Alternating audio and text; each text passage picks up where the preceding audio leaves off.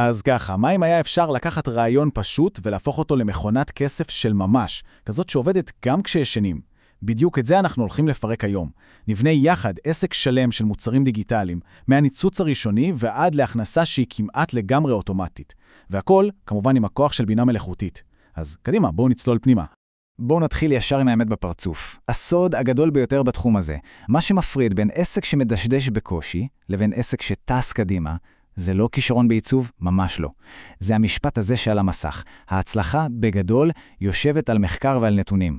זו הנקודה שבה רוב האנשים נופלים, ושם בדיוק אנחנו הולכים להתמקד חזק. אוקיי, אז מתחילים מהיסודות. החלק הראשון, ובואו נגיד הכי חשוב בכל הסיפור הזה, הוא העבודה שקורית עוד הרבה לפני שמעצבים אפילו פיקסל אחד. פה בשלב ההכנה, עוד לפני שהתחלנו, פה בעצם מנצחים את כל המשחק. תראו, זה בעצם כל הסיפור על רגל אחת. ההבדל בין חשיבה של חובב לזו של מקצוען.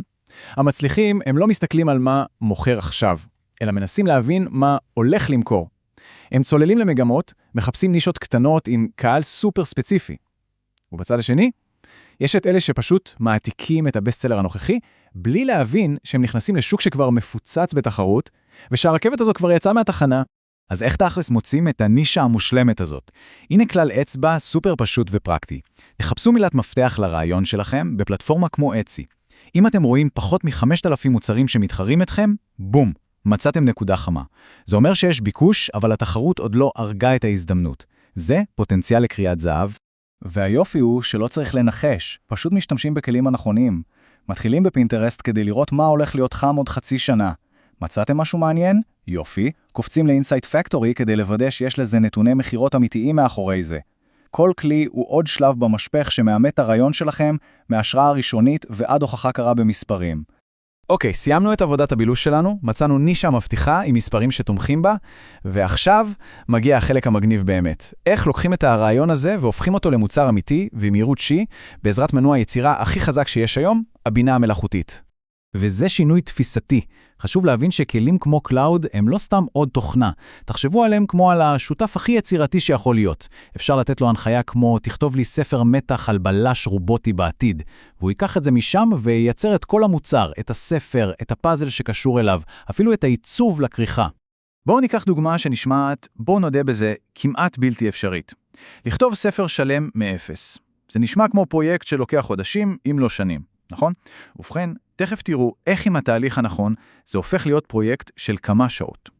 ואין הקסם. במקום להגיד ל-AI תכתוב ספר, מפרקים את זה למשימות קטנות. קודם מבקשים טוויסט מפתיע לעלילה. אחר כך בונים יחד איתו נוסחה למבנה הסיפור. יוצרים דמויות עמוקות. ורק אז, כשהכל מוכן, הוא כותב את הספר. פרק אחרי פרק. בעצם הופכים מסופר למנהל פרויקט יצירתי. טוב, אז ספרים זה נהדר, אבל מה עם משהו עם ביקוש שהוא כמעט אינסופי? בואו נדבר רגע על ספרי פאזלים. הביקוש לדבר הזה הוא פשוט עצום, והיכולת של ה-AI לייצר וריאציות חדשות בכמויות כמעט בלתי מוגבלות, זה יתרון עסקי מטורף. רגע, בואו נעצור ונקלוט את המספר הזה, 800 עותקים, לא בחודש, ביום. ושימו לב, זה לא $800 בהכנסה, אלא 800 יחידות שנמכרות. זה פשוט מראה את הפוטנציאל המטורף שיש בנישה הזאת, ואת סדרי הגודל שאפשר להגיע אליהם.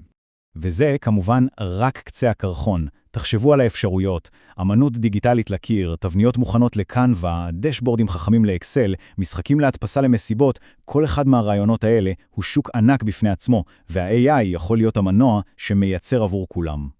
יצרנו מוצר, זה מעולה, אבל מוצר אחד זה לא עסק. איך הופכים את זה למשהו שמכניס כסף באופן פסיבי? כאן בדיוק אנחנו עוברים שלב, מבנייה ידנית של מוצר לבנייה של מפעל דיגיטלי אוטומטי. וזה שינוי תפיסתי ענק. המטרה היא להפסיק להיות הפועל בפס הייצור, זה שיוצר כל מוצר ידנית, ולהפוך להיות הארכיטקט שבונה את פס הייצור.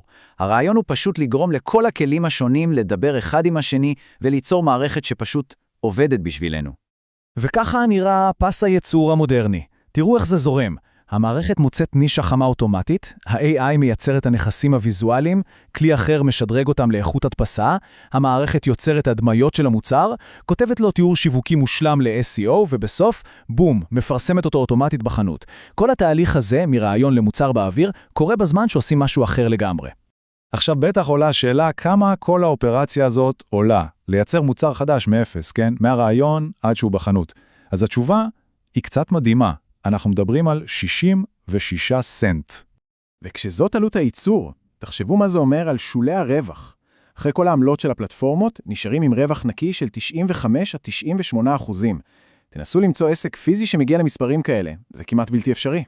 ועכשיו מגיע החלק הכי טוב, באמת. לא צריך להיות מתכנת או גאון טכנולוגי כדי לבנות את זה. כלים כמו make.com מאפשרים ממש לצייר את פס הייצור. פשוט גוררים קוביות, מחברים ביניהן, ויוצרים את כל המערכת המדהימה הזאת בלי לכתוב שורת קוד אחת, כלום.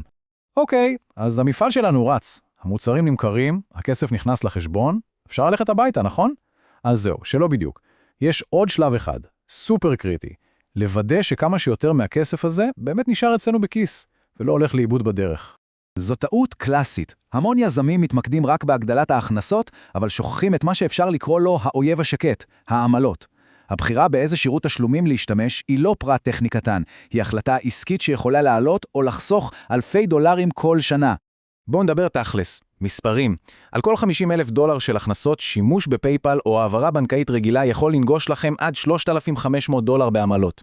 עכשיו תסתכלו עליי ועד עם שירות כמו וויז, ששם העמלות נמוכות לפעמים פי 10. זה פער שפשוט אי אפשר להתעלם ממנו. וככה זה נראה ויזואלית. זה לא טעות, הפער הזה יכול להגיע ליותר $2,000. זה כסף שיכול להיות בכיס שלכם במקום אצל חברות הסליקה. פשוט ככה. אז אם נסכם, זה כל המסע שעברנו כאן. התחלנו בתור אומן שחוקר ויוצר כל מוצר ומוצר באופן ידני, והפכנו לטייקון, מישהו שבנה מערכת אוטומטית שלמה שעובדת בשבילו 24/7 ומייצרת ומוכרת מאות מוצרים. ועכשיו, כשהתוכנית מונחת על השולחן והמנוע מוכן לפעולה, נשארה רק שאלה אחת פתוחה. מה יהיה המוצר הראשון שהמפעל האוטומטי שלכם ישחרר לעולם? העתיד של המסחר הדיגיטלי כבר כאן. תודה רבה שהייתם איתי.